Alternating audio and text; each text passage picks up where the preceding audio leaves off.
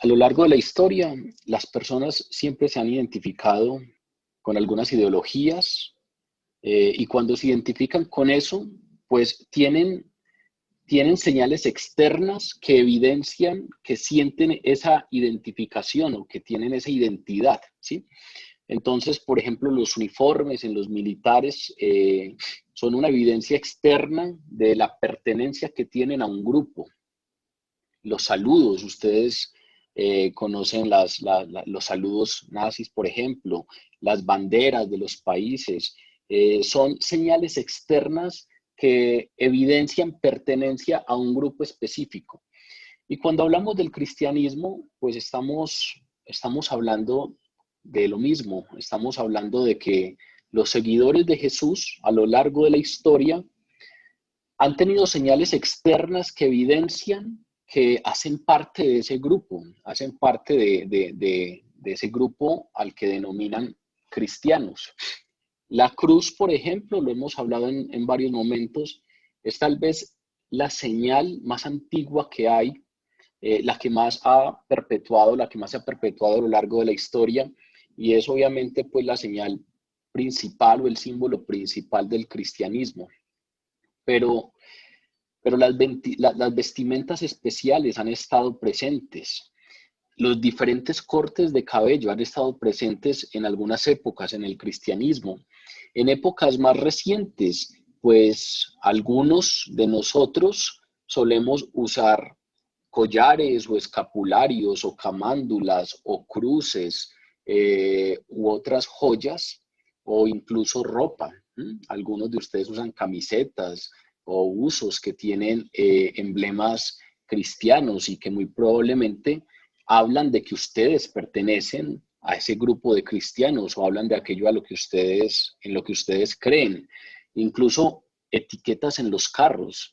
Eh, suele darse pues este tipo de señales externas y eso pues obviamente no está mal, incluso pueden ser muy útiles para llamar la atención de otros para que posteriormente se genere un espacio de contar el testimonio propio cristiano. Pero esos símbolos, aunque no están mal, son símbolos superficiales y externos y no son los que caracterizan a los seguidores verdaderos de Jesús. Según la palabra, lo que caracteriza a los seguidores verdaderos de Jesús son las actitudes internas del corazón. Solo son hijos de Dios aquellos cuyos corazones han sido transformados por la gracia redentora de Dios. Y esa transformación a través de la gracia redentora, pues genera una transformación interna que produce vidas cambiadas, cuyo fruto se hace visible en el comportamiento del creyente, en las actitudes, en las acciones. No quiero decir con esto que no tengamos errores, no quiero decir con esto que no cometamos, que no nos equivoquemos, no quiero decir con esto que nuestro carácter ya esté totalmente pulido, no, pero definitivamente la gracia redentora de Dios genera una transformación interna en nuestros corazones que, como dice la palabra, produce frutos dignos de arrepentimiento, que tienen impacto en el creyente, en sus actitudes y en sus acciones. Si de eso tan general empezamos a entrarnos, pues podemos encontrar que varias cartas del Nuevo Testamento nos enfocan, además de los evangelios, nos enfocan en algo muy específico. En Gálatas, sobre todo el capítulo 5 de Gálatas, el capítulo 5 de Efesios, el capítulo 3 de Colosenses, además de textos como el que vamos a estudiar hoy, nos hablan de manera detallada sobre ese fruto que es el que caracteriza al creyente, que en su nivel más básico puede resumirse en una palabra, y esa palabra es amor. Es decir, con esto lo que estamos diciendo es que los cristianos de verdad no son los que se ponen camisetas que dicen Jesús te ama, o los que tienen una cruz colgada al pecho, o los que tienen stickers en sus carros alusivos al cristianismo. Los cristianos son quienes de verdad aman a Dios, tienen amor, vean que esta es la palabra, aman a Dios, pero aparte de eso, aman al prójimo. Y esto se da no por una buena actitud, no porque sean buena gente, no porque sean muy dadivosos, sino que esto tiene una causa específica y es, han sido regenerados por el poder del Espíritu. Por eso le estoy llamando fruto. Cuando hablamos y cuando, por ejemplo, en las cartas a Gálatas, a Efesios, a Colosenses, se le llama fruto al amor, es interesante a veces meternos un poco en la idea de lo que es un fruto. Un fruto es lo que algo produce, un árbol produce por naturaleza, ¿sí? ¿Cuál es la naturaleza del guayabo? Dar guayabas.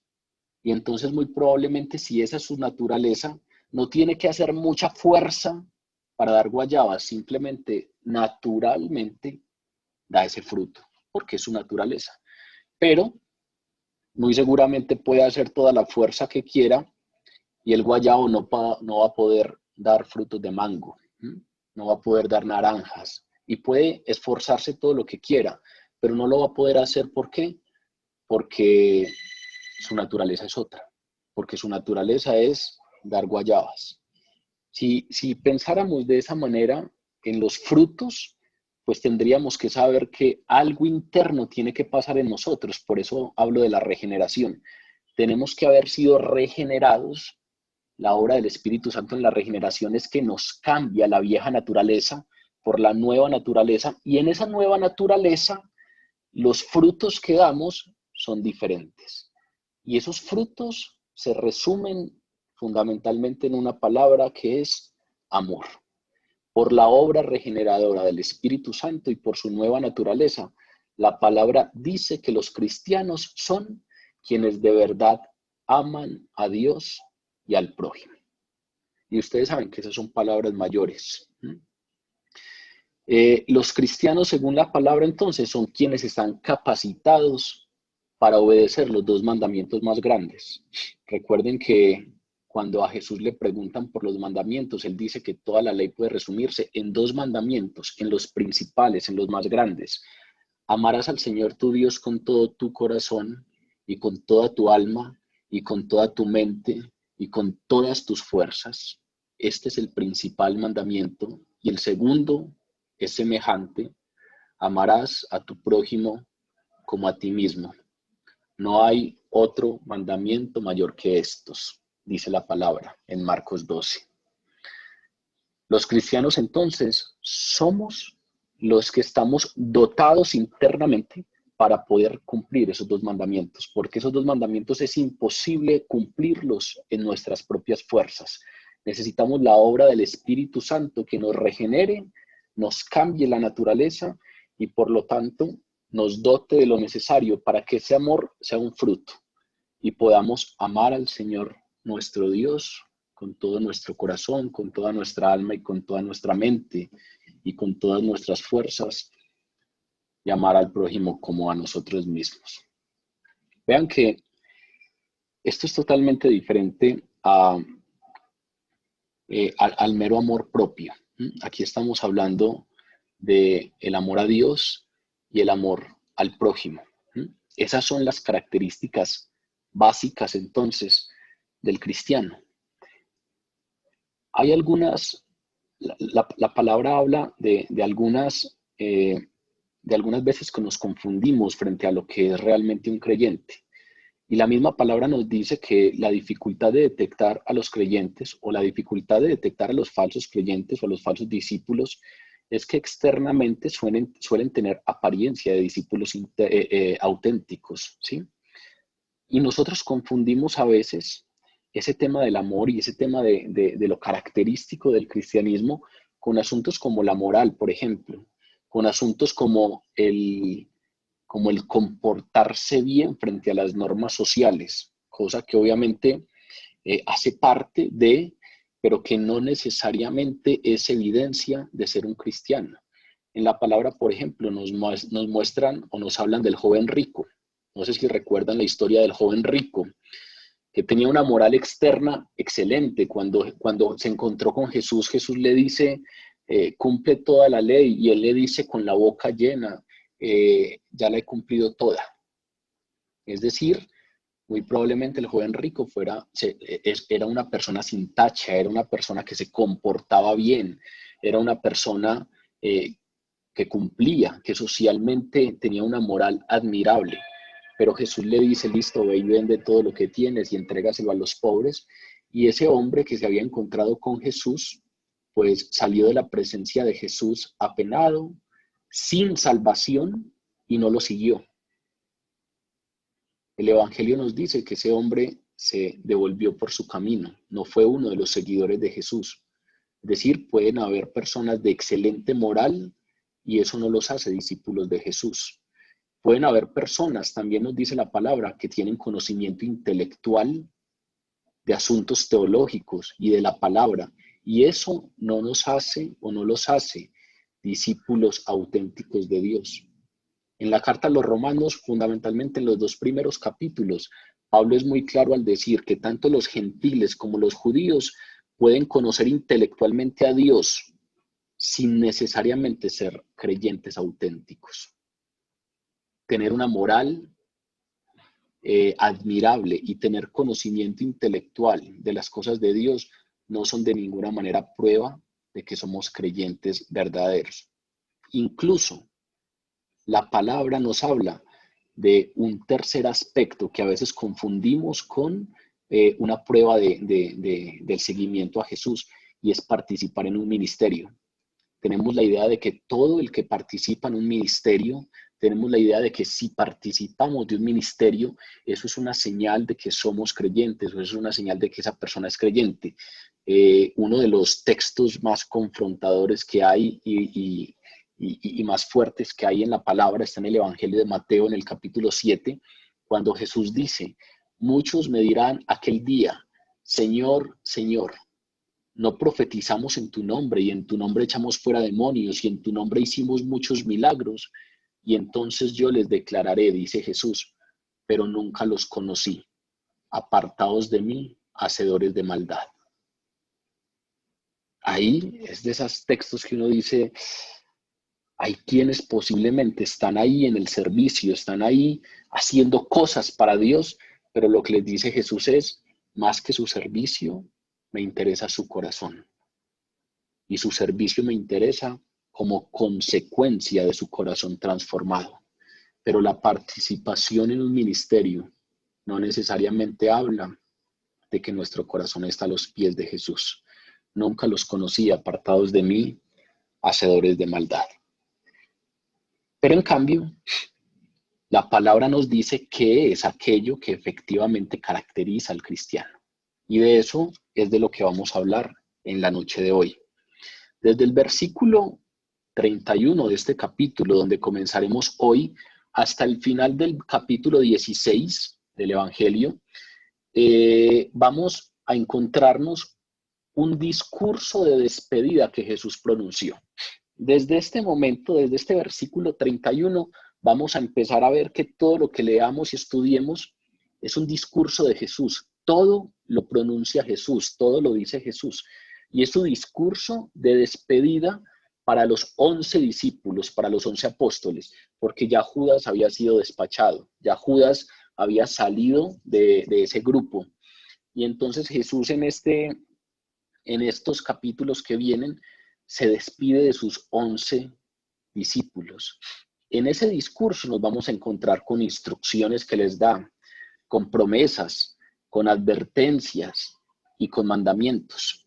Y en esta sección específica, que es la apertura de ese discurso, Jesús resalta la marca principal de quienes son sus verdaderos discípulos. Aquí Jesús les dice a ellos y a través de ellos a nosotros, ¿cuál es la marca? ¿Qué es aquello que caracteriza a los verdaderos discípulos? Que como ya lo habíamos anunciado es el amor sincero.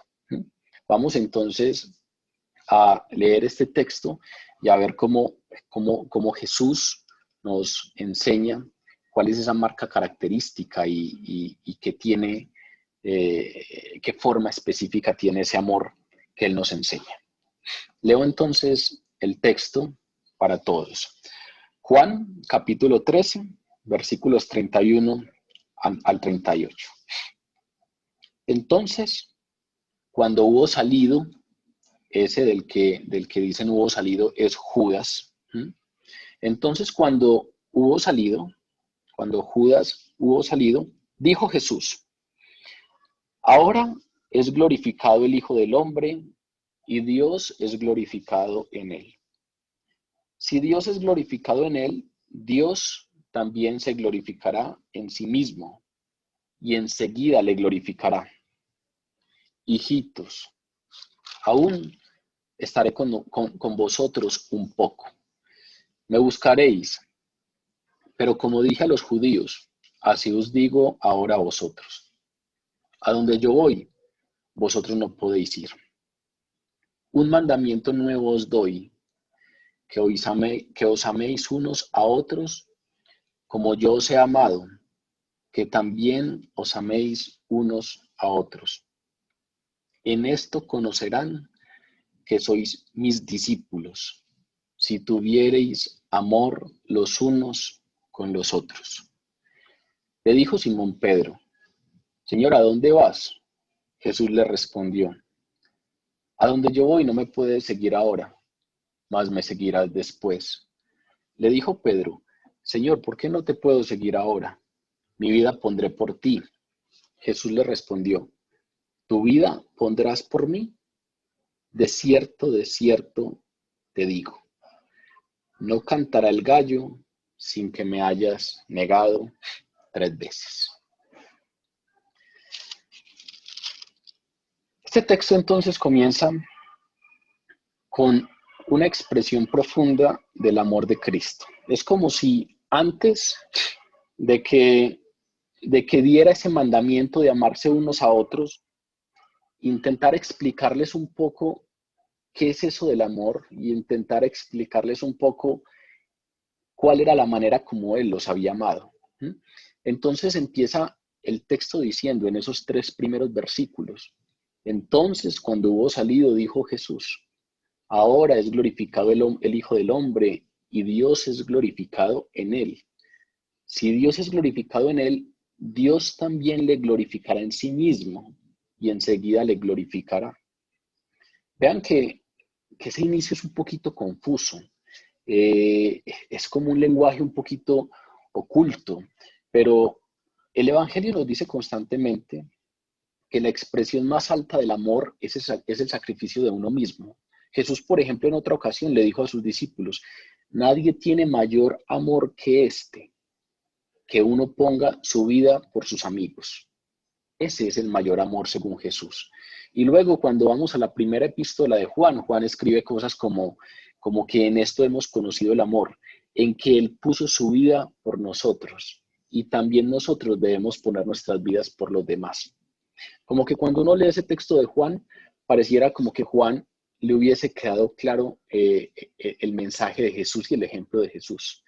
Como que Él no es capaz de decir: amen a los demás sin basarse en la manera como Jesús amó. En esto hemos conocido el amor, en que Él puso su vida por nosotros. Es decir, la fuente del amor, la fuente a partir de la cual nosotros podemos amar, como el Evangelio nos pide amar, es que Él puso su vida por nosotros. La única fuente en la que podemos basarnos para amar al prójimo como a nosotros mismos y para amar a Dios sobre todas las cosas es que Él puso la vida por nosotros. Es como si Jesús estuviera arrancando este texto señalando ese evento específico a partir del cual nos enseña su amor.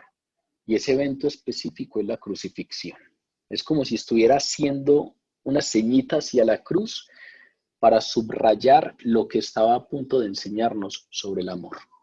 Y entonces nos dice el texto que una vez Judas tomó la decisión de traicionarlo y salió. Ya sabemos que eso se venía fraguando ahí en el corazón de Judas, pero en algún momento Judas tomó la resolución, se paró, Jesús le dijo: lo que has de hacer, hazlo pronto, y Judas se paró y salió. Una vez él tomó esa resolución de la traición, Jesús lo dejó ir, y solo entonces, cuando Judas hubo salido, comenzó el Señor su discurso de despedida para los 11 apóstoles restantes. Recuerden en dónde estamos. Estamos en la última cena. Esto es, para llevarlos como a un contexto de semana, esto es el jueves santo por la noche y la cruz viene al otro día. Es decir, estamos a unas pocas horas de la cruz y los pensamientos de Jesús como que viraron a la plenitud de la gloria que le esperaba en la presencia del Padre. Como que ya sabía que este ministerio terrenal estaba llegando a su fin y entonces hizo algunas declaraciones al respecto de esa gloria que pronto asumiría o reasumiría. Y esas declaraciones como que tienen que ver con eso medio enredado con lo que empieza este texto. Ahora es glorificado el Hijo del Hombre y Dios es glorificado en él. Si Dios es glorificado en él, Dios también le glorificará en sí mismo y enseguida le glorificará. Ahí hay varias declaraciones y vamos a desenredarlas un poquito. La primera declaración que hace Jesús es, ahora es glorificado el Hijo del Hombre. Recuerden que ese título Hijo del Hombre viene de la visión de Daniel, en donde Daniel ve a uno al lado del anciano de días que está siendo coronado en gloria y Daniel cuando logra ver eso, ve que ese que está siendo coronado tiene la apariencia de un hombre, tiene la apariencia de un ser humano. Entonces cuando Daniel escribe su profecía, le da el título a aquel que está siendo coronado en gloria, le da el título de es un hijo de hombre, por llamar que el Mesías tiene apariencia de hombre, tiene apariencia de ser humano. De ahí viene ese título, de la visión de Daniel que ve al Mesías glorificado al lado del anciano de días. Y entonces cuando Jesús dice, ahora es glorificado el Hijo del Hombre, está asumiendo ese título, está afirmando que Él es el Mesías esperado, que él es aquel coronado con apariencia de hombre, y está diciendo ahora es glorificado el Hijo del Hombre. Y con ese ahora se refiere a la muerte en la cruz al día siguiente. Pero nos podríamos preguntar por qué la cruz, que parece una derrota desastrosa, que parece una derrota vergonzosa para Jesús, la relacionaríamos con gloria. Y hay varios puntos que deberíamos considerar para entender por qué en la cruz donde Jesús dio su vida por los pecadores, la gloria de Jesucristo se mostró con toda claridad. Jesús recibe la gloria de la cruz de varias maneras. Primero, es allí en la cruz, es allí en su muerte en la cruz donde se obtuvo la salvación de todos nosotros, de todos los que en Él creen. ¿Por qué?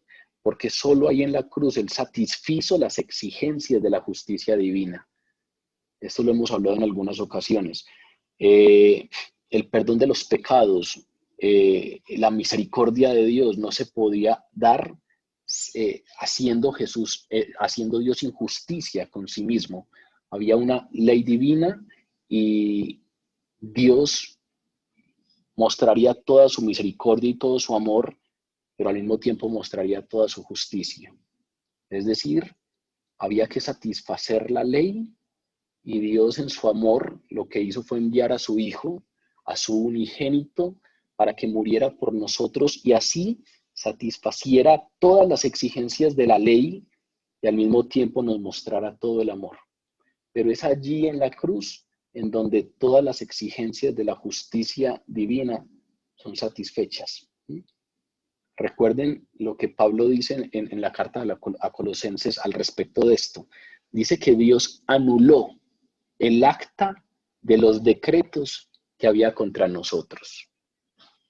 Es como si nosotros tuviéramos un delito y Dios anuló el acta de los decretos que había contra nosotros, que nos era contraria, quitándola de en medio y clavándola en la cruz. Es un asunto legal. Vean los términos legales. Yo cuando estaba en la universidad, un día tuve un problema legal y es que tenía que ser jurado de votación y por algunas circunstancias no pude ir. Y me vi inmerso en un problema legal. Y entonces tenía una multa. y entonces tenía una sanción, no podía ejercer, según la multa, según la sanción, no podía ejercer cargos públicos durante X años. Pero cuando se presentó lo necesario para ser absuelto, me dieron un acta de absolución, que la guardo. ¿Por qué?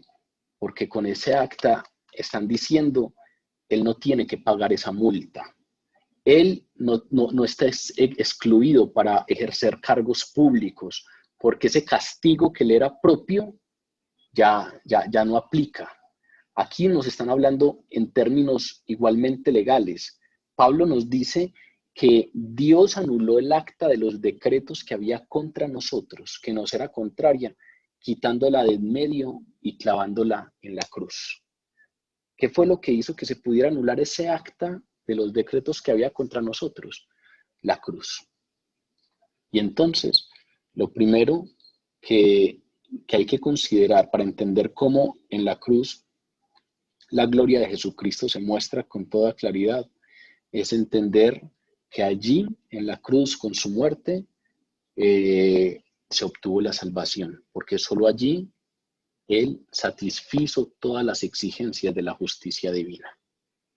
Pero aparte de eso, allí en la cruz, con su muerte, destruyó el poder del pecado.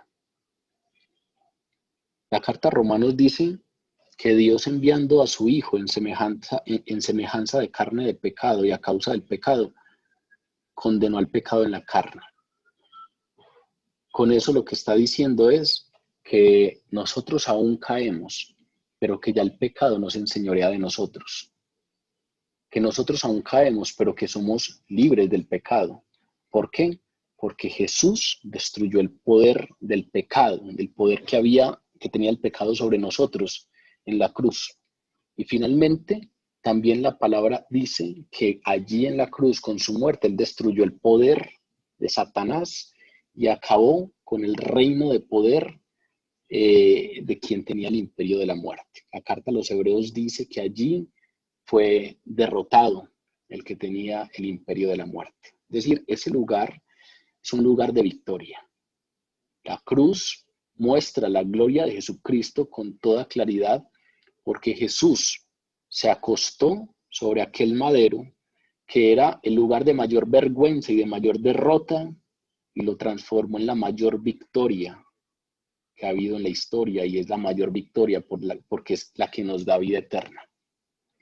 La cruz en el Imperio Romano era en donde clavaban a los peores, a los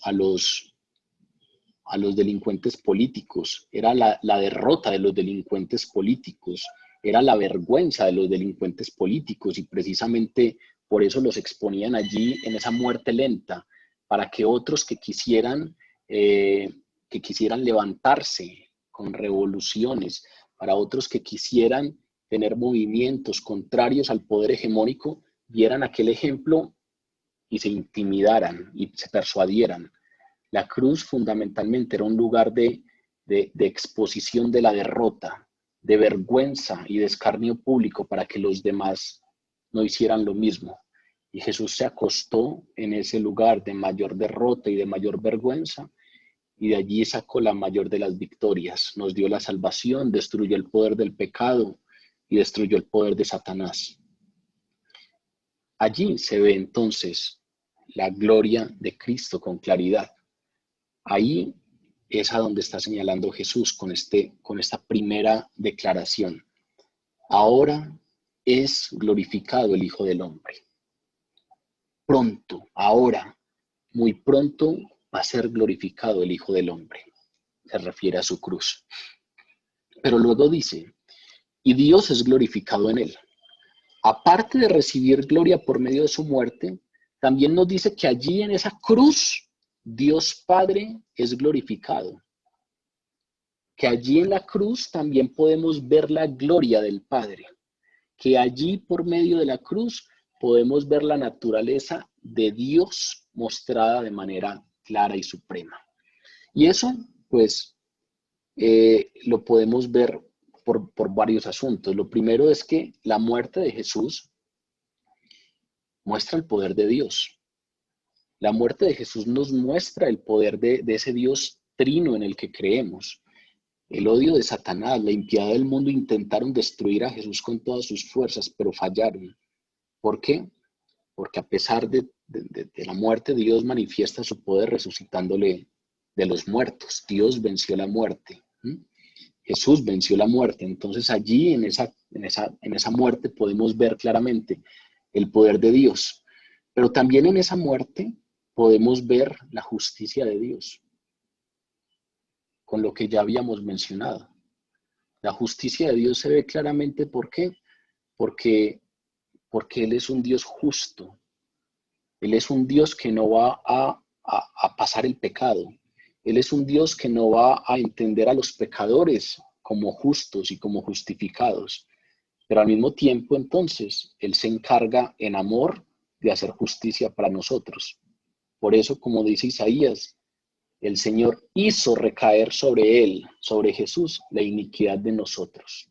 Allí en la cruz, cuando veamos una cruz o un crucificado, ahí podemos ver claramente la justicia divina, cómo Dios es totalmente justo, cómo la paga del pecado es la muerte y por lo tanto alguien debía morir y eso era lo justo y por lo tanto Dios solo podía ser justo y el que justifica al que es de la fe de Jesús a través del sacrificio de su Hijo.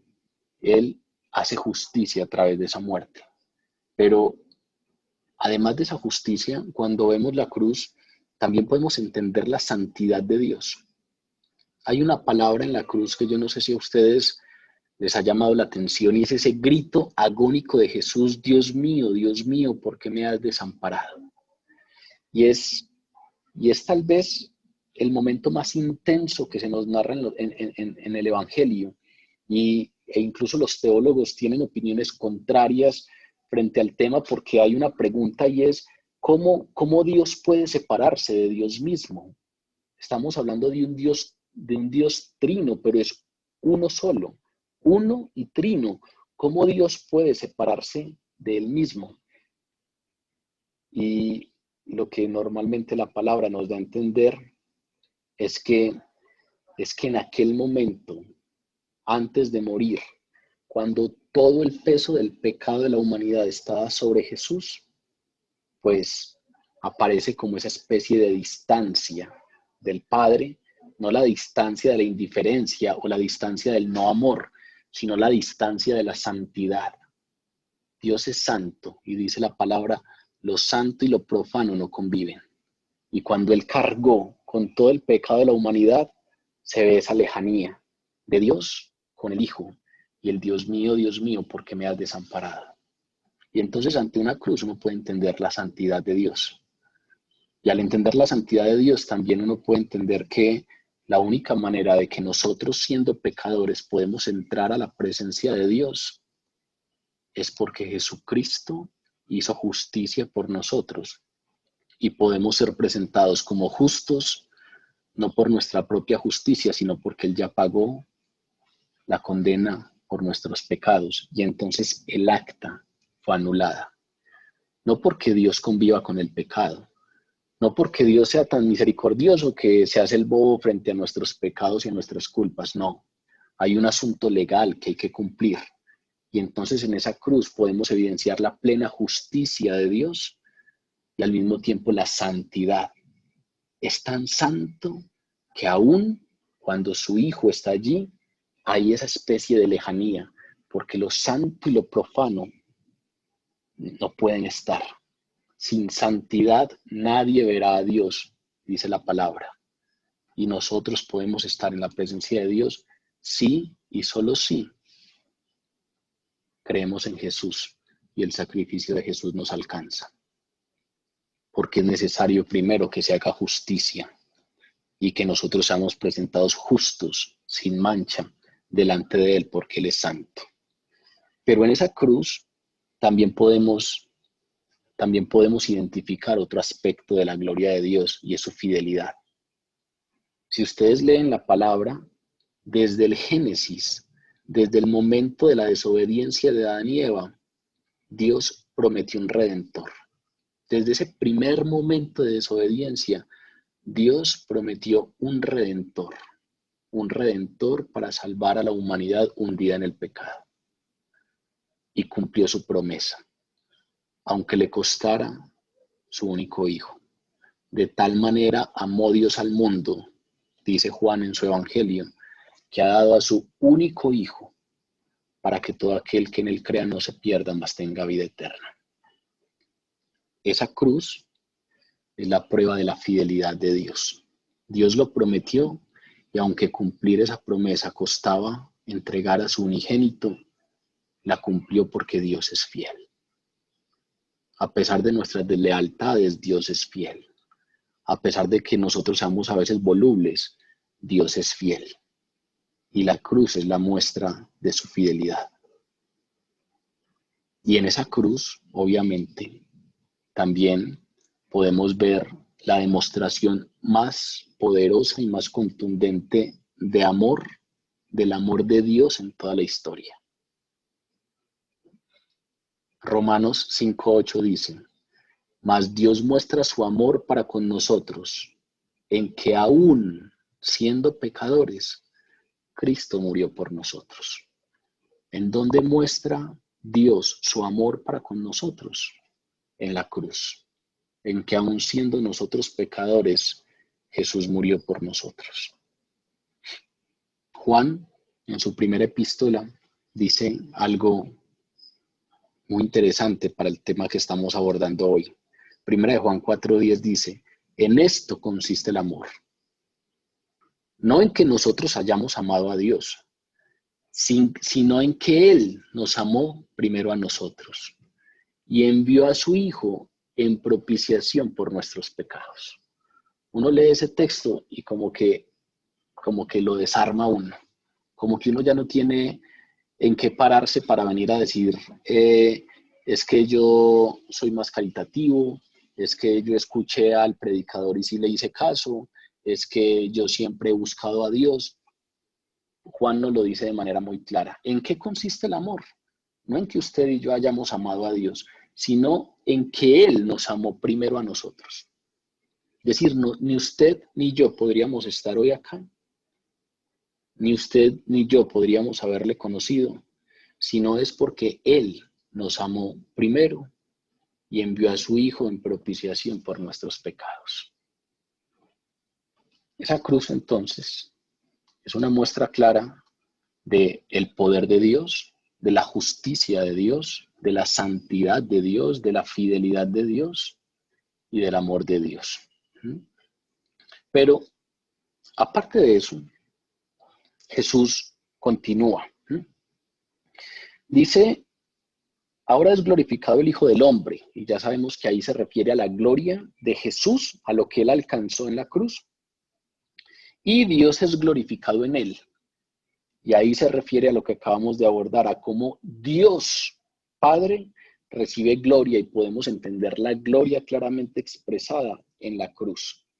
Pero aparte de eso, dice, si Dios es glorificado en Él, Dios también le glorificará en sí mismo.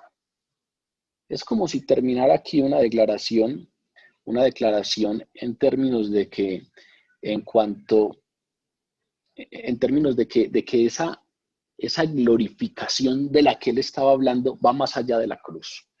Como que empieza diciendo, ahora, en lo que ya viene, en la cruz, es glorificado el Hijo del Hombre y Dios es glorificado en él. Pero si Dios es glorificado en él, también le glorificará en sí mismo.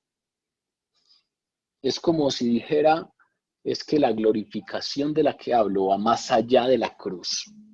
Y está hablando de la exaltación de Jesús a la derecha del Padre. Está hablando no solamente de la cruz y de la resurrección, sino de la exaltación a la derecha del Padre. Está hablando de lo que habla Pablo en la carta a los Filipenses cuando dice, por lo cual Dios le exaltó hasta lo sumo y le dio un nombre que es sobre todo nombre ante el cual toda rodilla de lo que está en el cielo, en la tierra y debajo de la tierra, se doblará. Esa exaltación suma que recibió Dios, que recibió Jesús, eh, es de la que aquí se está hablando. Ese nombre excelente que es sobre todo nombre es del que aquí se está hablando. Esa gloria a la que anhelaba regresar Jesús es la que aquí se está hablando. Entonces aquí Jesús arranca con lo que viene por delante. Jesús arranca con una revelación de lo que está por ocurrir. Jesús les está aquí hablando a los discípulos de la cruz y de la resurrección y de su glorificación a la derecha del Padre. Es un mensaje que muy probablemente hay que desmenuzarlo un poquito para entenderlo, pero ese discurso de despedida arranca hablándoles de lo que está por venir. Ya viene, ya llegó el momento en donde voy a ser glorificado. Ya llegó el momento en el que en la cruz van a pasar cosas y ya llega el momento en el cual voy a ascender y estaré a la derecha del Padre y recibiré la gloria. Dios también le glorificará en sí mismo y enseguida le glorificará. Esa es como la antesala, como que ellos entiendan que vienen cosas importantes en términos de la gloria que recibirá Dios y que recibirá Jesús para ese discurso de despedida que arranca. Porque ahí ya empieza en un lenguaje mucho más directo Jesús a decirles, hijitos, aún estaré con vosotros un poco. Me buscaréis, pero como dije a los judíos, así os digo ahora a vosotros, a donde yo voy, vosotros no podéis ir. Es como que Jesús les estaba hablando de todo esto de la glorificación y de lo que venía, porque la glorificación de Jesús significaba que él debería dejar a los discípulos en términos de su presencia física. Él ya no estaría físicamente presente. Él les está hablando de ese momento de la glorificación para darles a entender que como consecuencia de esa glorificación ya no estaría físicamente con ellos. Y esa es una verdad difícil de entender y de aceptar para ellos. Pocos días antes, ellos le habían escuchado a Jesús la advertencia que les hizo a los judíos. Jesús en el capítulo 12 de este evangelio, lo estudiamos hace poco, les dijo a todos los judíos, aún por un poco está la luz entre vosotros. Andad entre tanto que tenéis luz para que no os sorprendan las tinieblas, porque el que anda en tinieblas no sabe a dónde va. Entre tanto que tenéis la luz, creed en la luz para que seáis hijos de la luz. Es decir, les había advertido, apúrense. Entre tanto que está ahí la luz, apúrense, crean en la luz, porque dentro de poco los sorprenderán las tinieblas. Él ya venía anunciando esa despedida, él ya venía anunciando que pronto no estaría. Y los discípulos ya habían escuchado esa advertencia. Y ahora les hace una advertencia similar. Es una advertencia mucho más gentil.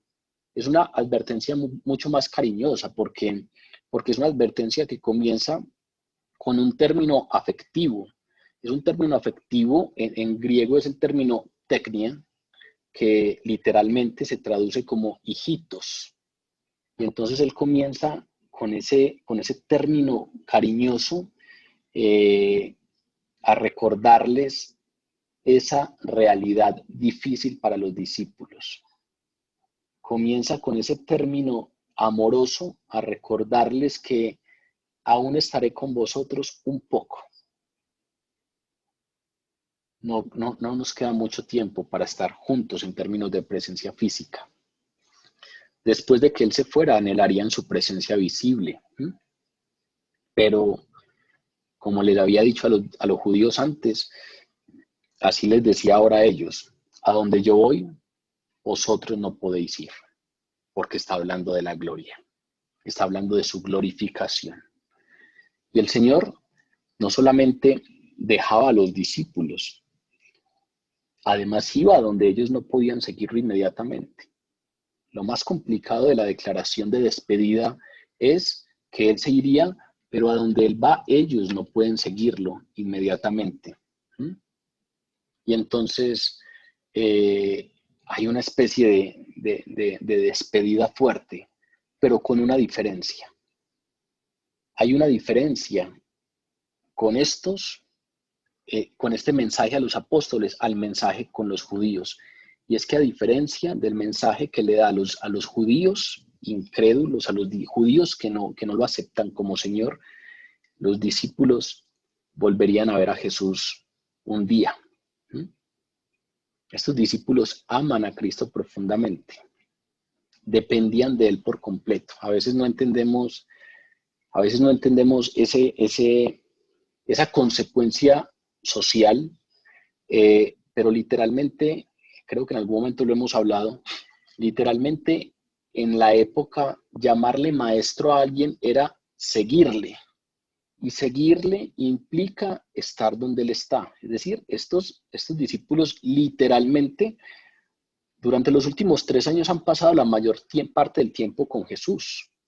Estos discípulos tienen una bolsa comunitaria. Acuérdense que Judas era el que administraba la bolsa. ¿Y por qué era necesario tener una bolsa comunitaria? Pues porque desayunaban juntos, y entonces había que comprar comida para todos, y almorzaban juntos, viajaban juntos. Cuando Jesús corría riesgo en Jerusalén y se iba para la otra ribera del río, o se iba para Betania, allí estaban los discípulos. Los discípulos viajaban con él, convivían con él, amanecían con él, permanecían con él, y entonces no solamente hay un asunto de amor profundo, sino de dependencia completa de él. Ellos habían dejado literalmente sus trabajos. Cuando Jesús llama a Pedro y a Juan y les dice, dejen sus redes y síganme, que los haré pescadores de hombres, ellos literalmente dejaron sus redes. Ellos estaban dependiendo económicamente de lo que pasaba ahí con Jesús. Cuando tenían que pagar sus impuestos, recuerden aquel suceso de ir y pescar y abrir el pez, y allí estaba lo necesario para pagar los impuestos de Jesús y de los discípulos. Había dependencia, y dependencia no solamente económica, sino fundamentalmente dependencia espiritual. Ellos, que eran judíos, que esperaban la venida del Mesías, habían identificado al Mesías. Y entonces habían dado con aquel esperado, con aquel lucero de la mañana que tanto se espera, que se espera durante toda la noche, aquel lucerito de la mañana que se espera tan arduamente. Ellos habían dado con él. Y por lo tanto lo aman profundamente, y por lo tanto dependen completamente de él. Y saber que los iba a dejar, con toda seguridad, era doloroso y era temible. Con toda seguridad les generaba miedo y les generaba incertidumbre y pavor. Su muerte inminente era algo que ellos no hubieran escogido. Recuerden que constantemente la palabra nos dice que los discípulos en boca de Pedro le dice a Jesús, no, en ninguna manera esto te acontezca. Cuando Jesús les anuncia su muerte, ellos no quieren eso. De ninguna manera eso te acontezca, porque esa muerte inminente implica obviamente para ellos perder aquel amado. Pero aún así, era el acto más necesario y amoroso que Cristo podía hacer por ellos.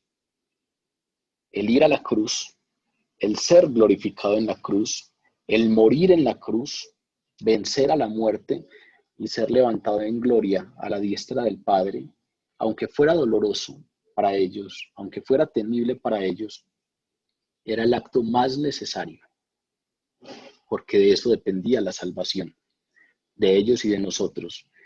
Y el acto más amoroso que Cristo podía hacer por ellos y por nosotros. Ya lo había anunciado cuando en el capítulo 10, cuando estudiamos el capítulo 10 de este evangelio, cuando Él nos da la alegoría del buen pastor. Él ya lo había anunciado cuando decía, yo soy el buen pastor. ¿Y el buen pastor qué hace? El buen pastor da la vida por sus ovejas. Él había venido a morir por ellos y había venido a morir por nosotros. Y eso es lo que iba a hacer. Morir por ellos y por todos los que creyeran en Él. Y en la cruz, por medio de Cristo, entonces, se manifestó ese amor insuperable y eterno de Dios. Allí es donde se muestra de manera clara el amor eterno de Dios por nosotros. Y por eso Él comienza hablando de la cruz para luego venir con aquello que va a exigirle a sus discípulos. Antes, hace unos pocos versículos, el Señor había ilustrado su amor a través de aquella humilde figura del lavado de los pies a los discípulos.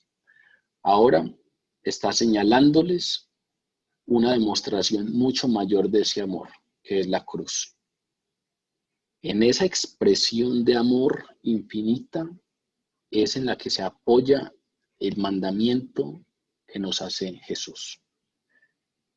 Ese mandamiento del amor que ya vamos a abordar se apoya acá, y por eso hay que arrancar la conversación sobre el amor en este versículo o en estos versículos, porque no es amar de cualquier manera, es amar como Él nos ha amado, y por eso hay que entender primero la manera como Él nos amó. Ahora, después de esto, nos dice entonces en el versículo 34 y 35, un mandamiento nuevo os doy, que os améis unos a otros, como yo os he amado, que también os améis unos a otros. En esto conocerán todos que sois mis discípulos, si tuviereis amor los unos por los otros. Estos dos versículos nos dan dos ideas claras. La primera es un mandamiento. La primera es ese mandamiento nuevo que Él nos da, y es el amor y la manera como debemos amarnos. Y la segunda es de lo que comenzamos hablando. Ese amor no es opcional. Ese amor es la marca característica del cristiano. En esto conocerán todos que sois mis discípulos. Es decir, los demás no tendrían que saber que somos cristianos por rezanderos, por la ropa que usamos, por los escapularios y camándulas que tenemos encima, ni por las calcomanías de nuestros carros. La manera como los demás deberían reconocer que somos cristianos es por el amor que nos profesamos unos a otros. En un sentido, este mandamiento o esta responsabilidad que les entrega Jesús a los discípulos no era nueva. Él dice, un mandamiento nuevo os doy, pero en un sentido, esto no tenía nada de nuevo. El Antiguo Testamento prescribía amar a Dios. Si vamos al libro del Deuteronomio, en el capítulo 6 está claramente establecido que debemos amar a Dios con todo nuestro corazón, con toda nuestra mente, con todas nuestras fuerzas. Y si vamos al Levítico, fundamentalmente en el capítulo 19, está también el mandato claro de amar a los demás.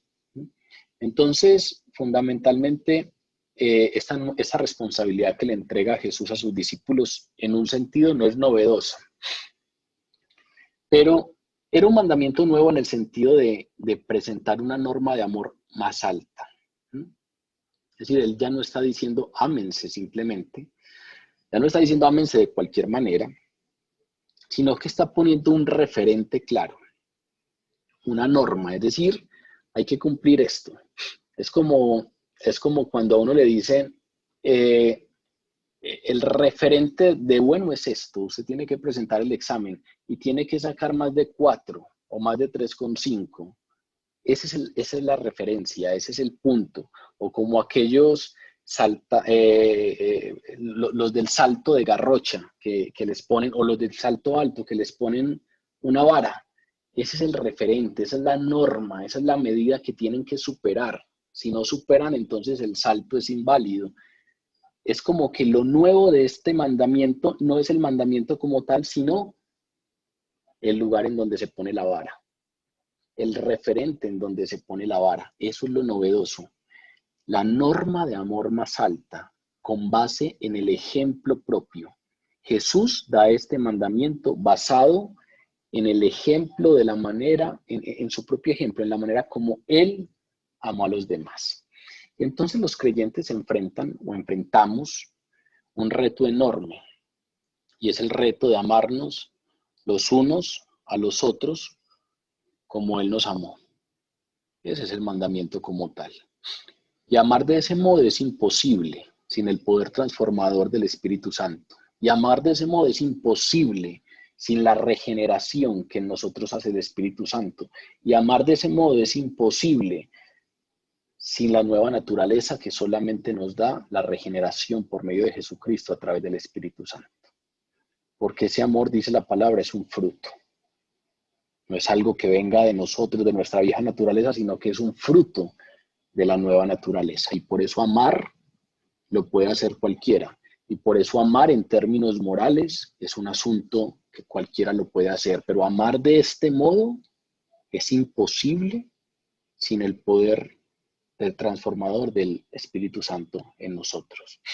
Los creyentes podemos amar como Jesús lo ordenó solamente porque el amor de Dios ha sido derramado en nuestros corazones por el Espíritu Santo que nos fue dado.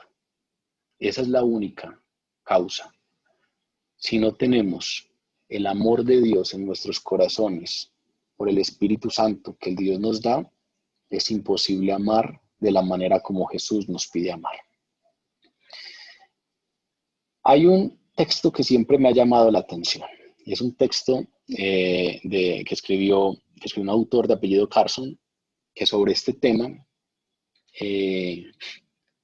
precisamente escribe sobre ese amor de Jesús desinteresado que determina la norma suprema que los creyentes debemos seguir. Y traje un pedacito para leérselos. Dice: el nuevo mandamiento es lo suficientemente simple para que lo memorice y aprecie un niño pequeño.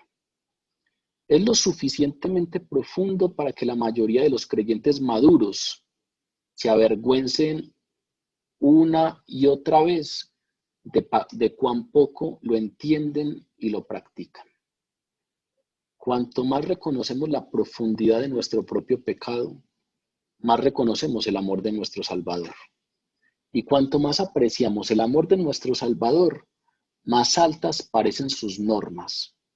Cuanto más altas parecen sus normas, más reconocemos nuestro egoísmo, nuestro egocentrismo innato y la profundidad de nuestro pecado.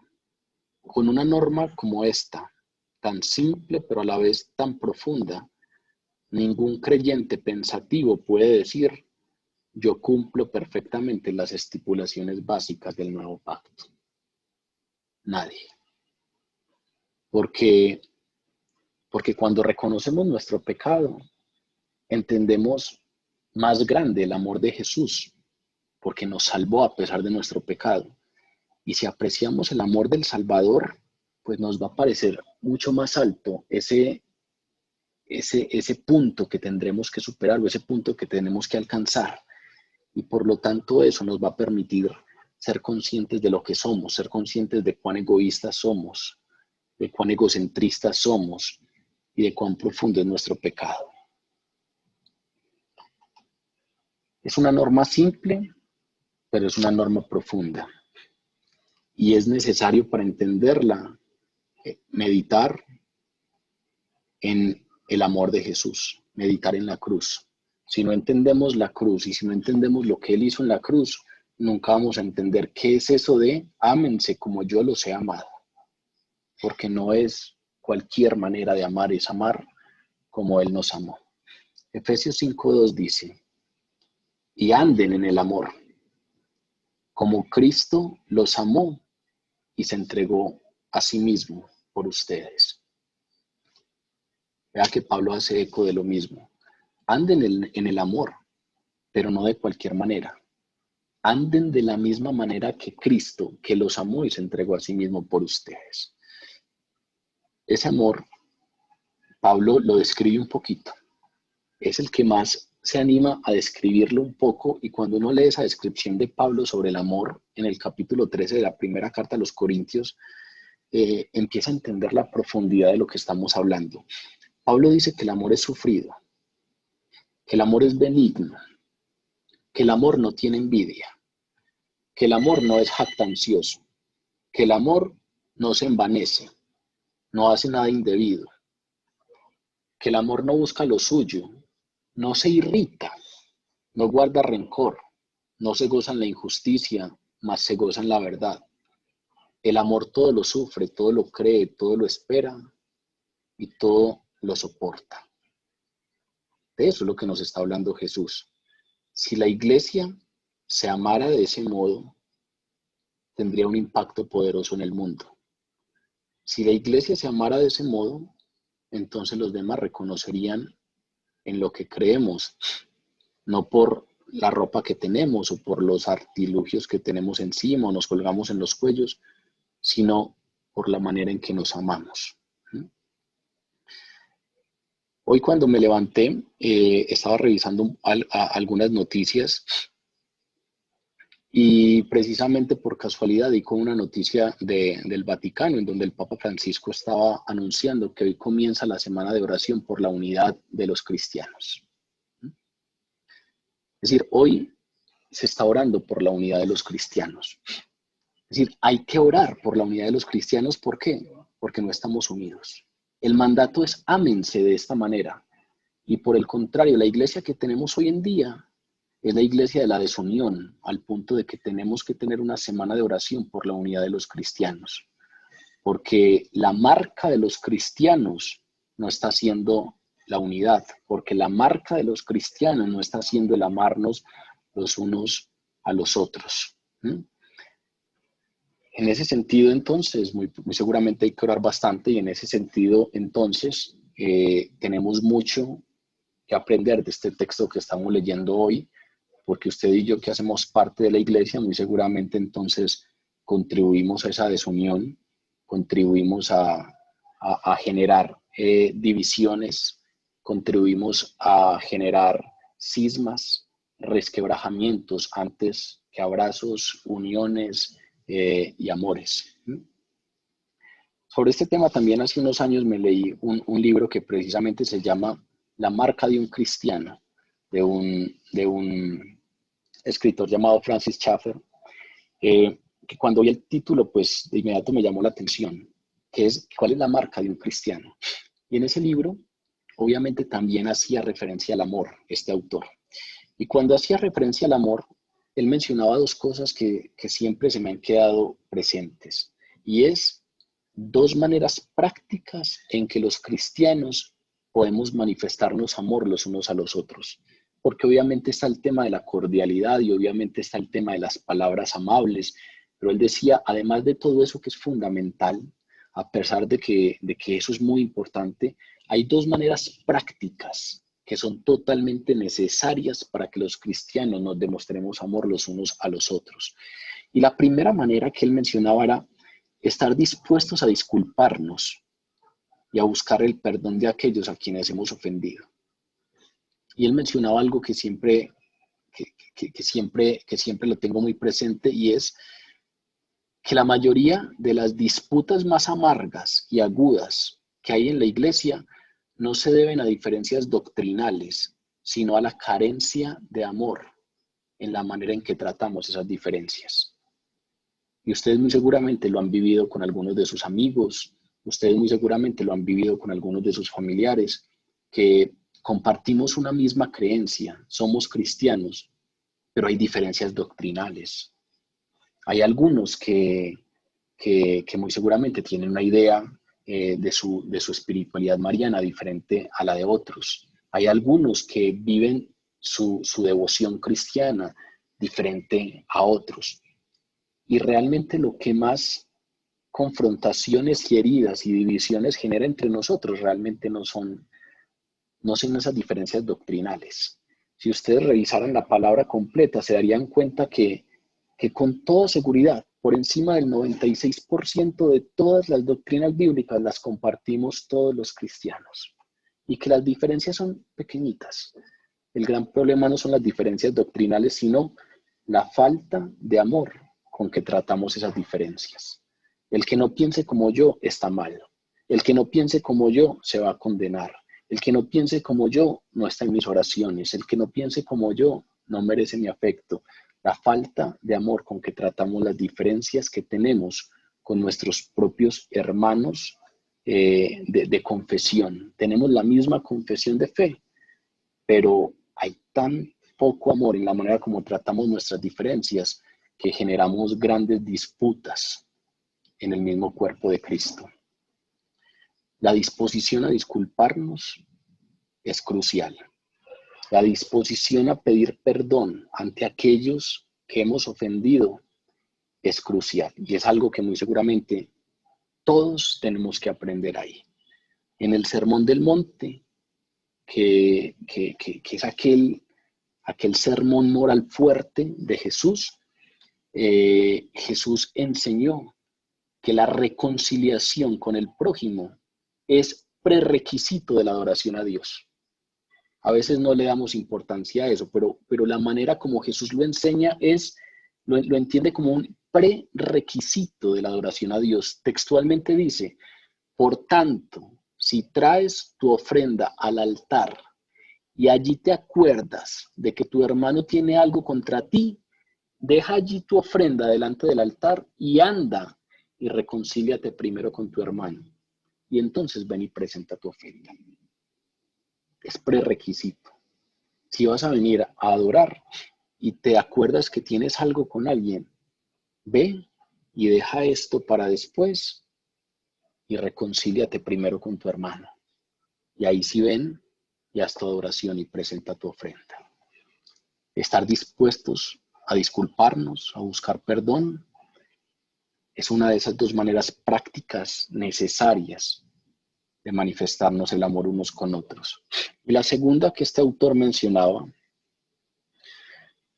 es perdonando. No solamente tenemos que pedir perdón cada que hacemos algo en contra de alguien, sino que tenemos que perdonar. Y ese perdón no es cualquier perdón, es un perdón a la luz del perdón eterno que viene por medio de la cruz. Si somos totalmente conscientes de lo que pasó en la cruz, y si somos totalmente conscientes de lo que nos perdonaron a nosotros, de lo que Dios nos perdona, si somos conscientes de que gozamos de la presencia de Dios y que estaremos eternamente en su presencia, gozándonos en su gloria, y no por nuestra justicia, sino porque nos amó tanto que envió a su Hijo para que hiciera justicia por nosotros y nuestros pecados fueran perdonados. Entonces, desde esa visión y desde esa idea de perdón, es que debemos estar prestos a perdonar las ofensas que cometen contra nosotros. Juan escribió en la primera epístola, en esto consiste el amor. Ya lo abordamos hoy, pero lo repito porque es fundamental. En esto consiste el amor. No en que nosotros hayamos amado a Dios, sino en que Él nos amó primero y envió a su Hijo en propiciación por nuestros pecados.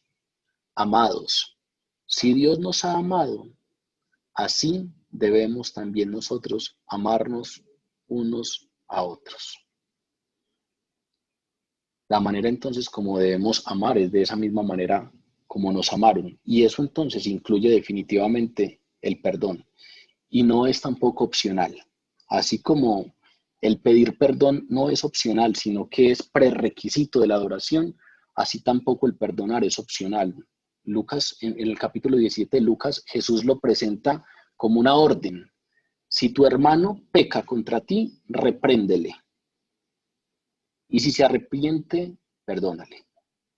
Vean que el amor del que habla Jesús no es el amor injusto, no es el amor del que no se le puede decir nada a nadie porque se siente. Si tu hermano peca contra ti, repréndele. Y si se arrepiente, perdónale. Y si 7 veces al día pecare contra ti y 7 veces al día volviere ante ti diciendo, me arrepiento, 7 veces al día le perdonarás. Dice Jesús en el capítulo 17 del Evangelio de Lucas. De manera pues que no es opcional. El mandamiento del Señor se hace práctico en el pedir perdón y en el extender el perdón. Y aparte de eso, este mandamiento del Señor a amar, aunque aquí habla de los unos con los otros, cuando leemos la palabra nos damos cuenta que este mandamiento se extiende más allá de la iglesia. y abarca a todas las personas. Si uno revisa, por ejemplo, la oración de Pablo en la carta a los tesalonicenses, es una oración para que aquellos cristianos crezcan y abunden en amor para con otros, y dice, y para con todos, para con otros y para con todos, como haciendo esa separación clara de que ustedes abunden en amor para con los otros cristianos, pero también para con todos los demás que no confiesan su misma profesión de fe, con todos los demás que no son cristianos. En la carta a Gálatas dice lo mismo, los exhorto a hacer el bien a todos y mayormente a los de la familia de la fe. Es decir, sean especialmente amorosos con los cristianos, pero los exhorto a hacer el bien a todos. Esa segunda declaración entonces del versículo 35 habla de la marca del cristiano. Dice el Señor, en esto conocerán todos que sois mis discípulos. Si ustedes se aman de esa manera, si ustedes perdonan de esa manera, si ustedes piden perdón de esa manera, en esto conocerán todos que sois mis discípulos. Ustedes se alcanzan a dar cuenta de lo que implica esto que está diciendo Jesús. Primero, revela el efecto de amarnos. Lo primero que nos está diciendo Jesús con esto es, nos está mostrando el efecto de amarnos. Si usted y yo nos aprendemos a amar, a perdonar, a pedir perdón, como Él nos está diciendo, eso va a tener un efecto. Y ese efecto es que el mundo se dará cuenta. El mundo se dará cuenta que pertenecemos a Él. En esto conocerán todos que sois mis discípulos, si tuvieres amor los unos con los otros. Hay un efecto. Todos se van a enterar. Todos se van a dar cuenta que ustedes son mis discípulos si se aman de esa manera. Todos se van a dar cuenta que ustedes me pertenecen si se aman de esa manera. Es como si nos estuviera diciendo, vea, la iglesia puede ser muy clara en sus doctrinas. La iglesia puede proclamar el evangelio con mucho entusiasmo. En las iglesias pueden cantar muy bonito, pueden hacer campañas evangelizadoras, pero esto no persuadirá a los no creyentes a menos que los creyentes se amen unos a otros como yo os he amado. Tiene consecuencias fuertes esta declaración que está haciendo Jesús. La marca del cristiano es esa, ese amor. Y obviamente es un punto alto, es un punto por el cual debemos trabajar día a día, hacia allá caminar día a día, porque eso es, el efecto que eso tendrá es que el mundo se dará cuenta y muy pues seguramente habrán muchos que se persuadan por ese amor que se profesan los creyentes unos a otros. Pero aparte de mostrarnos el efecto, si ustedes lo revisan detenidamente, esa sentencia de Jesús o esa declaración de Jesús es como que le entregara, allí es como si Jesús le entregara al mundo el derecho a juzgar si alguien es cristiano o no, basándose en el amor sincero de esa persona hacia los otros cristianos. Es como si un no cristiano viniera y leyera esto, podría entonces tranquilamente venir a decir, yo entonces puedo salir a la calle y juzgar quién es cristiano y quién no, basándome en el amor sincero que profesa esa persona hacia los otros cristianos. Eso más o menos nos está diciendo ese texto. En ese libro que les dije de Francis Schaeffer, abordando este tema, hay otro parrafito que me exhortó bastante en aquella época en que lo leí, que incluso lo escribí por ahí en una libreta, y la semana pasada estuve esculcando un poquito esa libreta y encontré ese párrafo y quise también traérselos, porque dice algo muy fuerte frente a este versículo 35. Dice, la iglesia debe ser amorosa en una cultura moribunda. En medio del mundo, en medio de nuestra cultura presente moribunda, Jesús le da un derecho a este mundo. Bajo su autoridad, el mundo tiene derecho a juzgar si usted y yo somos cristianos nacidos de nuevo, con base en el amor observable hacia todos los cristianos. Eso causa mucho respeto. Jesús se vuelve al mundo y le habla. Les dice, tengo algo que decirles. Según mi autoridad, les doy un derecho. Pueden juzgar si un individuo es cristiano o no de acuerdo con el amor que muestra hacia todos los cristianos. Si se dan cuenta de la implicación de ese versículo. En otras palabras, si la gente se nos acerca y juzga que no somos cristianos porque no mostramos amor hacia los otros cristianos, debemos entender que solamente están usando el derecho que Jesús les otorgó. Y es que muy seguramente en ocasiones no tenemos esa marca de cristiano porque nos falta en este aspecto. Claro, esto es un libro, no lo leí directamente de la palabra, pero la palabra nos habla en términos similares o incluso en los mismos términos. La palabra nos dice que el amor que tenga un creyente por los otros creyentes le asegura que su fe es auténtica o no. Primera de Juan 3:14. Nosotros sabemos que hemos pasado de muerte a vida en que amamos a los hermanos. El que no ama a su hermano permanece en muerte. Juan lo dice así de claro. Eso mismo que Francis Schaeffer dice de una manera extensa, Juan lo resume claramente. Sí, el mundo puede juzgarnos si usted y yo somos cristianos en cuanto amamos a los hermanos, porque el que no ama al hermano permanece en muerte. Para terminar, la última parte del texto es una conversación que tiene Jesús con Simón Pedro y que nos habla del alcance poderoso del amor de Cristo. De los versículos 36 al 38, dice, le dijo Simón Pedro, Señor, ¿a dónde vas? Y Jesús le respondió, a donde yo voy no me puedes seguir ahora, mas me seguirás después. Le dijo Pedro, Señor, ¿por qué no te puedo seguir ahora? Mi vida pondré por ti. Jesús le respondió, ¿tu vida pondrás por mí? De cierto te digo, no cantará el gallo sin que me hayas negado 3 veces. Este diálogo de Jesús con Pedro ilustra de 2 maneras el alcance del amor de Cristo hecho posible a través de ese sacrificio en la cruz. Por un lado, esta conversación demuestra la importancia del amor de Cristo. ¿Por qué? Porque garantizó la vida eterna de los discípulos. Y por otra parte, evidencia el poder del amor de Cristo. Esta conversación nos habla de esas 2 cosas. La importancia del amor es fundamental, es lo más necesario, porque es que ese amor con que nos amó y fue a la cruz fue lo que garantizó nuestra vida eterna y la vida eterna de sus discípulos.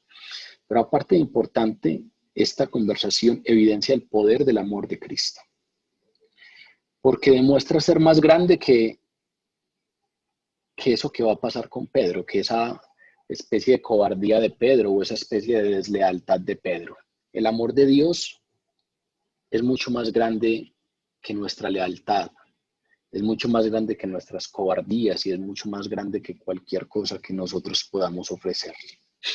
Esta conversación empieza mostrándonos a un Pedro que está inquieto porque el Señor les declaró que los dejaría. Y entonces, muy seguramente con esa inquietud en su corazón, le pregunta, Señor, ¿a dónde vas? Vean que esa pregunta refleja la incapacidad de los discípulos y lo poco dispuestos que estaban los discípulos a aceptar que Jesús los iba a dejar. Ya Jesús les había anunciado en varias ocasiones su muerte. Ya Jesús había dicho a los judíos, un poco más de tiempo estaré con ustedes, pero ya después no me encontrarán. Pero los discípulos son incapaces de aceptarlo. Están poco dispuestos a aceptar que Jesús se iría, que Jesús los dejaría. Son incapaces de armonizar esas declaraciones de Jesús sobre su muerte con el concepto preconcebido que ellos tenían del reino. Recuerden que ellos son judíos Los discípulos son judíos y entonces tenían una idea preconcebida del reino. Ellos esperaban un Mesías que viniera y que reinara, y esperaban el cumplimiento de los pactos del Antiguo Testamento, y esperaban el cumplimiento de las promesas del Mesías, que en la revelación del Nuevo Testamento a nosotros se nos revela que se cumplirán en la segunda venida del Mesías, pero ellos simplemente esperaban una venida y esperaban que en esa venida pues se diera cumplimiento de los pactos del Antiguo Testamento y las promesas relacionadas con el Mesías.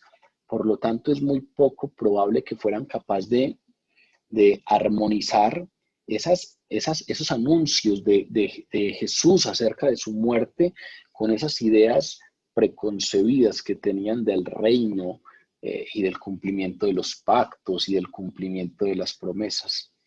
Ya Jesús les había dicho a los no creyentes, a los judíos: me voy y me buscaréis, pero en vuestro pecado moriréis.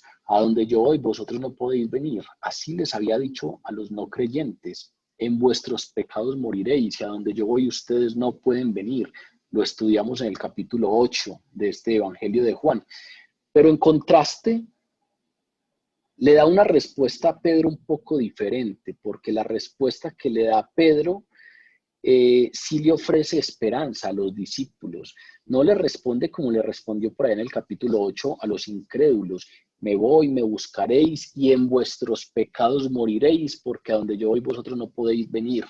No, en contraste con esta respuesta, a los discípulos les responde con esperanza y les dice: a donde yo voy no me puedes seguir ahora, mas me seguirás después. Todavía no, pero después me seguirás. Porque aún no era el tiempo en el plan eterno de Dios para que Pedro siguiera a Jesús.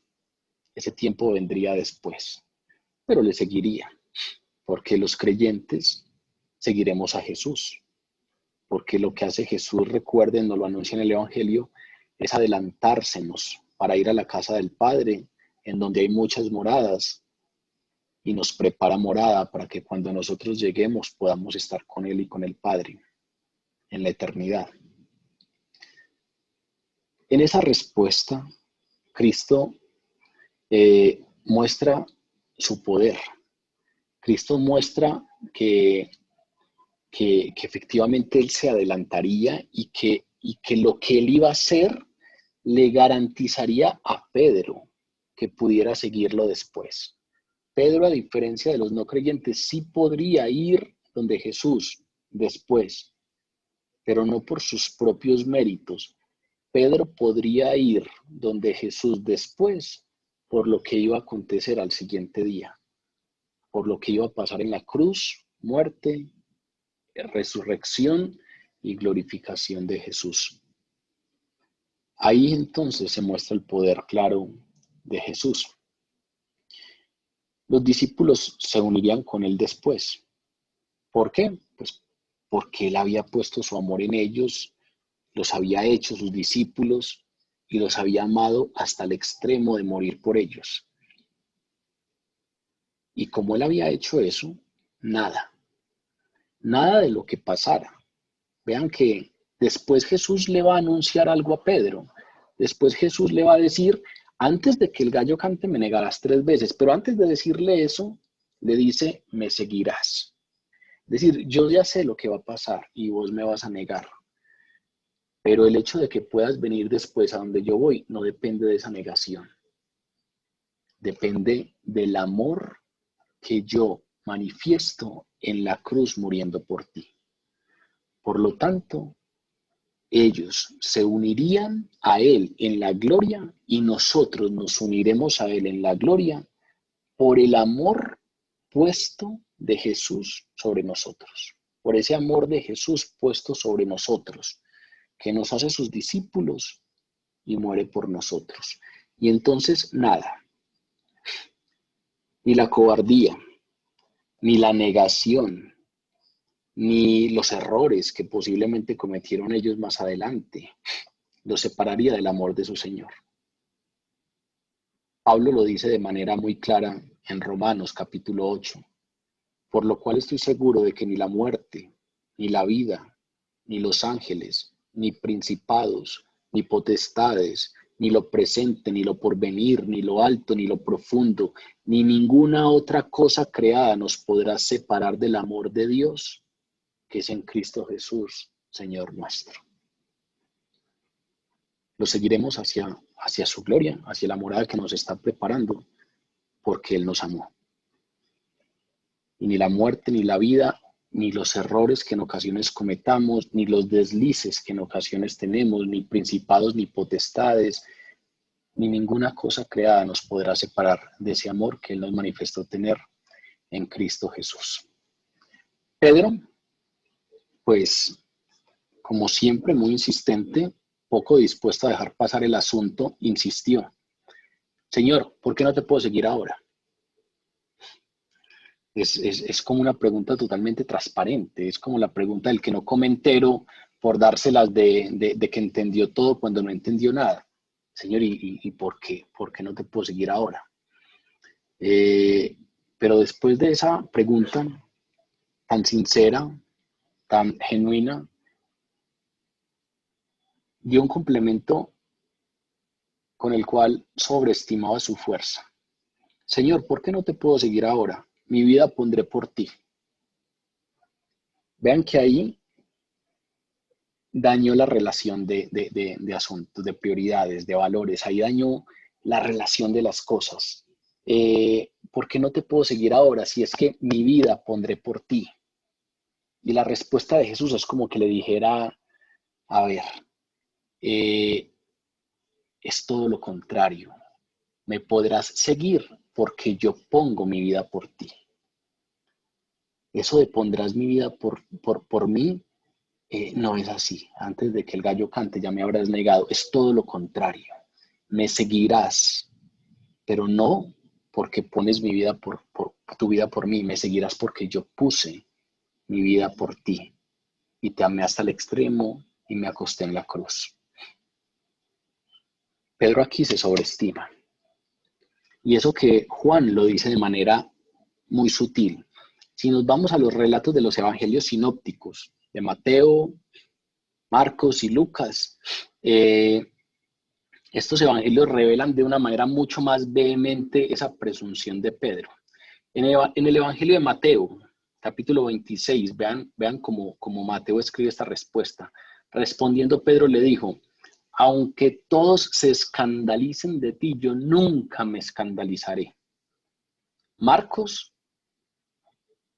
escribe: mas él, Pedro, con mayor insistencia decía: si me fuese necesario morir contigo, no te negaré. Así me fuese necesario morir contigo, yo nunca te negaré. Y Lucas dice que Pedro respondió: Señor, dispuesto estoy a ir contigo no solo a la cárcel, sino también a la muerte. Marcos agrega algo más, y es que Marcos dice que no solamente fue Pedro, sino que después de que Pedro habló, el capítulo 14 de Marcos, versículo 31, nos dice que siguiendo a Pedro, todos los demás discípulos dijeron lo mismo: nosotros también iremos contigo a la muerte si es necesario. Todos estaban totalmente presuntuosos, sobreestimando sus propias fuerzas. Y la historia demostraría que se estaban sobreestimando, porque trágicamente la predicción de Jesús se cumpliría. Lo negaría mucho más temprano de lo que él pensaba. Tu vida pondrás por mí, le respondió Jesús, como en una pregunta retórica, señalando la ironía de la declaración de Pedro. ¿Tu vida pondrás por mí? Si es todo lo contrario. Si es por mí y por mi sacrificio que tú puedes tener vida y que puedes seguirme. De cierto te digo, no cantará el gallo sin que me hayas negado 3 veces. Lo más interesante de este diálogo es que al parecer las palabras de Jesús sometieron a Pedro. Como que después de que Jesús le dijo esto, Pedro se sometió completamente, porque de modo extraño se quedó callado durante el resto del discurso de despedida de Jesús. Estamos acostumbrados a ver a un Pedro hablando en los relatos evangélicos y se van a dar cuenta que desde este último punto, desde el versículo 37, cuando dice Pedro, Señor, no te puedo seguir, ¿por qué no te puedo seguir ahora? Mi vida pondré por ti. No vamos a volver a escuchar a Pedro, no vamos a volver a ver, a leer hablando a Pedro hasta el capítulo 18. Por allá en el capítulo 18, versículo 10, Pedro volverá a entrar en escena. Pero al parecer esta respuesta de Jesús lo silencia, lo somete y Pedro no vuelve a aparecer en la narración. Esa presunción de Pedro, aunque bien intencionada, obviamente Pedro estaba en ese momento lleno de ese amor y de esa seguridad por Jesús y de manera bien intencionada tiene ese arrojo, pero esa presunción muy seguramente fue lo primero que lo llevó a flaquear, porque si en algo es insistente la palabra, es que esto no depende de nosotros, sino depende de Dios.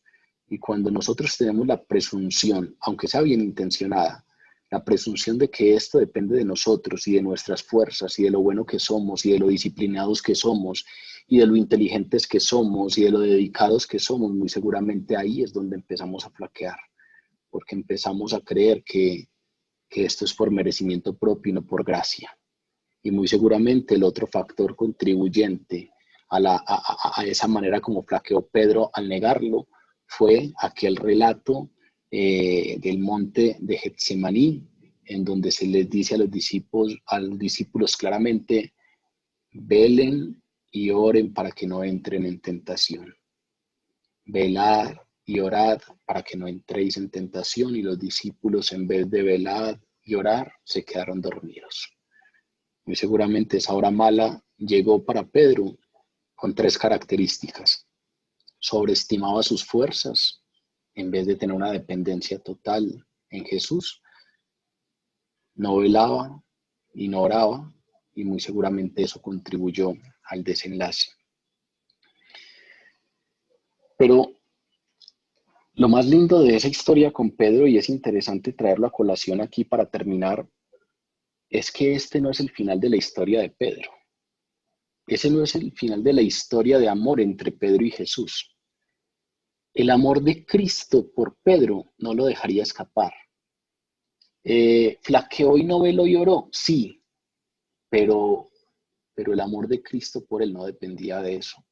Flaqueó y fue presumido y se sobreestimó, y muy seguramente hubo manifestaciones de orgullo y de confianza desmedida. Sí, muy seguramente hubo cobardía en el momento de la negación. Sí, pero el amor que Cristo tenía por Pedro no lo dejaría escapar a pesar de eso, porque Jesús es leal, Dios es fiel. Y entonces es oportuno y vale toda la pena hablar para finalizar de ese texto que Juan nos regala más adelante y que seguramente lo estudiaremos a profundidad más adelante, pero que podemos tratarlo someramente en este momento, ese texto de la restauración de Pedro. Pedro muy seguramente quedó devastado después de la negación. Pero por ahí en el capítulo 21 de Juan se nos habla de la restauración de Pedro. Juan y Pedro habían vuelto a pescar. ¿Mm? Vean que lo que hablamos ahora, muy seguramente se les murió el maestro y perdieron el rumbo. No sabían qué hacer y entonces nosotros para dónde cogemos, quién predica y para dónde va este movimiento en el que nosotros estábamos inscritos y de qué vivimos y de qué viven nuestras familias. Y entonces, ¿qué hicieron Juan y Pedro? Pues se fueron a pescar como lo hacían antes, eran pescadores. Y allí es aquel relato, no lo quiero leer todo para no hacerlo muy largo, aquel relato en donde Jesús se presentó en la playa y empezó a cocinar algunos pescados y después les gritó, muchachos, no han pescado nada, y les dijo que tiraran la red del lado derecho y tiraron las redes y la barca estaba que se hundía por los muchos peces que sacaron. Y Juan le dijo a Pedro, Pedro es el maestro. Pedro no lo había reconocido, Juan lo reconoció y le dijo, es el maestro. Y Pedro, como estaba desnudo, se tiró al mar y luego en la playa comieron y dice este texto, cuando hubieron comido, Jesús le dijo a Simón Pedro, Simón, hijo de Jonás, ¿me amas más que estos? Él le respondió, sí, Señor, tú sabes que te amo. Y él le dijo, apacienta mis corderos. Y volvió a decirle por segunda vez, Simón, hijo de Jonás, ¿me amas? Y Pedro le respondió, sí, Señor, tú sabes que te amo.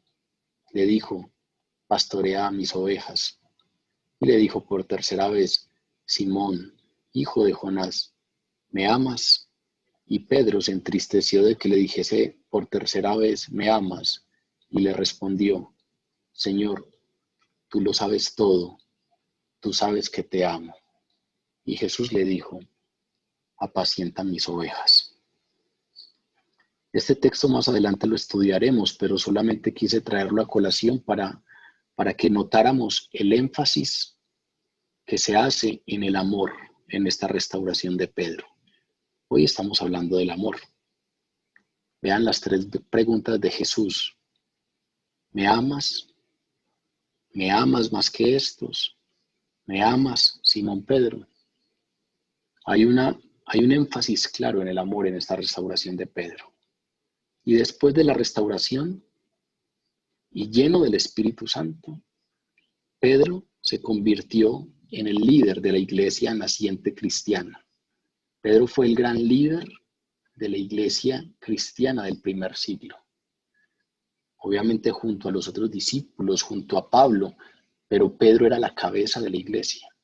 Pedro era la cabeza visible, obviamente Jesucristo es la cabeza, pero Pedro era la cabeza terrenal. Pedro era la autoridad de la iglesia. Pedro fue el líder de la iglesia naciente. Predicó con arrojo el evangelio. Cuando predicó aquel día de Pentecostés, él predicó solo una vez y 5,000 personas se convirtieron. Y luego volvió a predicar y 3,000 personas se convirtieron.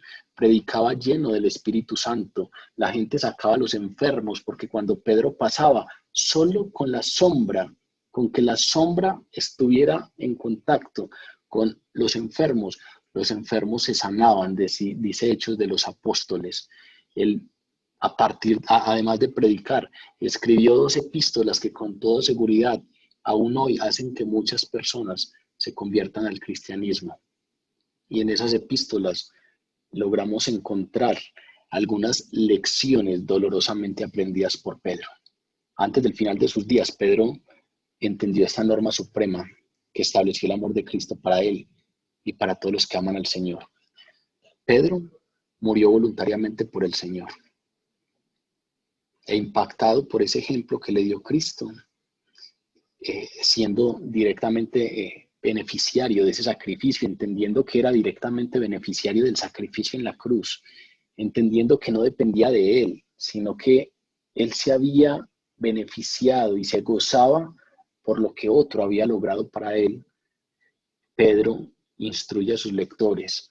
Y voy a parafrasear algunos temas generales de sus epístolas para que ustedes entiendan la manera como Pedro entendió el amor. Porque en esas epístolas de Pedro, él instruye constantemente a sus lectores a amarse. Ámense unos a otros entrañablemente y de corazón puro, les dice en el capítulo 1. Ya han sido redimidos con la sangre preciosa de Cristo, como un cordero, como cordero sin mancha y sin contaminación. Es decir, él sabe que la base del amor es que fuimos redimidos con la sangre preciosa de Cristo. Les dice, ustedes ya han gustado de la benignidad del Señor. Ustedes ya han disfrutado de lo bondadoso del Señor. Ustedes tienen a Cristo como ejemplo para seguir sus pisadas.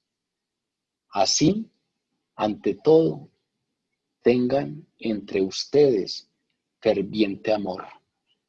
Y termina diciéndoles, porque el amor cubrirá multitud de pecados. Cuando uno se lee la primera epístola de Pedro, es como si se encontrara con una fuente que destila lecciones dolorosamente aprendidas, lecciones que a él le costaron ratos amargos, pero que después entendió totalmente. Se trata del amor. Se trata de encontrarse con el amor de Dios, se trata con encontrarme con la manera como Dios me amó y entregó a su único hijo para que muriera por mí en la cruz del Calvario, y entendiendo ese amor, ser capaz de amar a los demás como Él amó.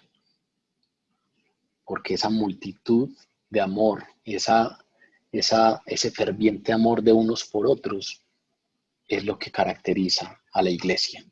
Es la marca clara de que somos cristianos. Para concluir, siendo las 9 en punto, Cristo, mediante su cruz, no solamente nos dio ejemplo del amor perfecto, sino que hizo práctico ese amor. Hizo que nosotros, los que estábamos totalmente excluidos de la gracia, que estábamos totalmente excluidos de las promesas, pues fuéramos hechos cercanos y justificados ante Dios. Él nos amó allí en la cruz e hizo que pudiéramos disfrutar del amor de Dios siendo hechos cercanos.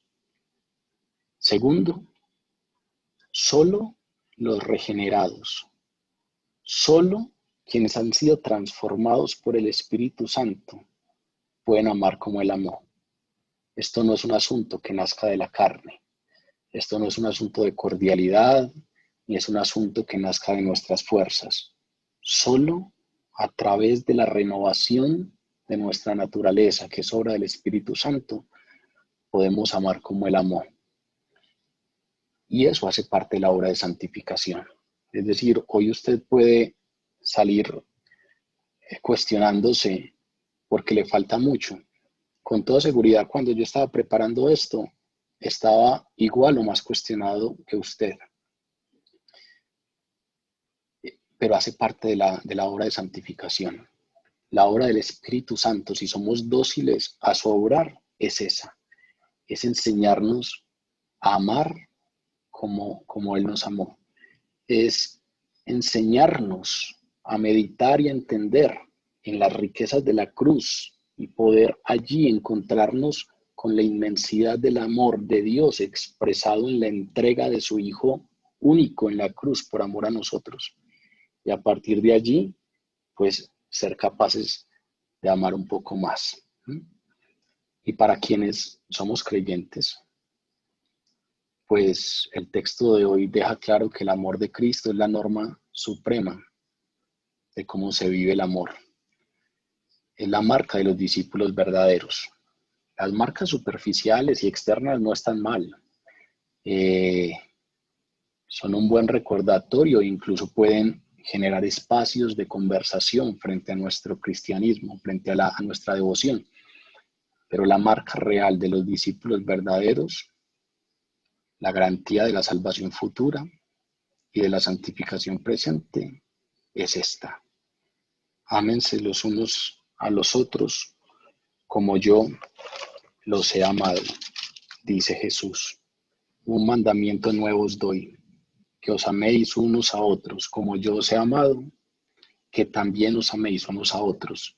Y en esto conocerán todos que sois mis discípulos, si tuviereis amor los unos por los otros. Vamos a orar.